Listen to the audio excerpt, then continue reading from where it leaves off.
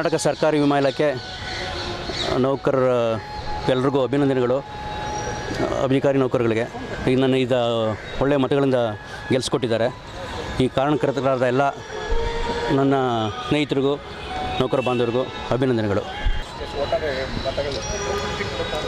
139 ಮತ ಚಲಾವಣೆ ಆಗಿದ್ದು, ಇವರು 84 ಮತ ಪಡೆದಿದ್ದು, ಇವರ ಎದುರಾಳಿ ರಮೇಶ್ ಅವರು 49 ಮತಗಳಿಂದ 35 ಮತಗಳ ಅಂತರದಿಂದ ಜಯಿಸಿದ್ದಾರೆ. ಕ್ಷೇಮ ವೃದ್ಧಿಗೆ ಸಂಘದ ಅಧ್ಯಕ್ಷ ಯಾರು ಎಲೆಕ್ಟ್ ಆಗ್ತಾರೆ ಅವ್ರ ಜೊತೆ ಕೈಗೂಡಿಸಿ ಇಲಾಖೆ ಕ್ಷೇಮ ವೃದ್ಧಿಗೆ ಕೆಲಸ ಮಾಡೋದು ಮೇಯ್ನ್ ಉದ್ದೇಶ. ಅದು ಮುಂದಿನ ಎಲೆಕ್ಷನ್ನಲ್ಲಿ ಎಲ್ಲ ಅಧ್ಯಕ್ಷರು ಯಾರು ಆಗ್ತಾರೋ ಅವ್ರ ಜೊತೆ ಕೈಗೂಡಿಸಿ ಕೆಲಸಗಳನ್ನ ಕಾರ್ಯಗಳನ್ನು ಮಾಡೋದು ಇಲಾಖೆ ಅಭಿವೃದ್ಧಿಗೆ ಮಾಡೋಂಥ ಮೇಯ್ನ್ ಉದ್ದೇಶ ಅಷ್ಟೇ.